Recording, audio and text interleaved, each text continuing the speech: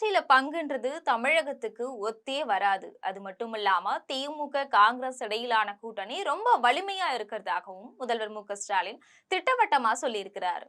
தமிழகத்துல சட்டமன்ற தேர்தல் தொடர்பான அறிவிப்பு அடுத்த சில தினங்கள்ல வெளியாகும் அப்படின்னு எதிர்பார்க்கப்படுது. இந்த நிலையில கடந்த சில தினங்களாக திமுக கூட்டணியில திமுக, காங்கிரஸ் இடையில பிளவு நீடிக்கிறதா தகவல்கள் வெளிவந்துட்டே இருக்கு. இந்த நிலையில சென்னையில இந்தியா டுடே ஊடகம் சார்பில் நடந்த கருத்தரங்கு நிகழ்ச்சியில முதல்வர் மு.க.ஸ்டாலின் கலந்துகிட்டு பேசினாரு. அப்ப அவர் பேசும்போது இந்தியா டுடே மற்றும் சி ஓட்டர் நடத்தின கருத்து கணிப்பு முடிவுல திமுக கூட்டணி 45 விழுக்காடு வாக்குகளை பெறும் அப்படின்னு தெரிவிக்கப்பட்டிருக்கு. இந்தியா டுடேவும் சி ஓட்டர்ஸ் நிறுவனமும் நடத்தின சர்வேயில தெளிவா தெரிஞ்சிருக்கும். உங்க சர்வேப்படி திமுக கூட்டணி 45% ஆதரவோட லீடிங்கில் இருக்கு.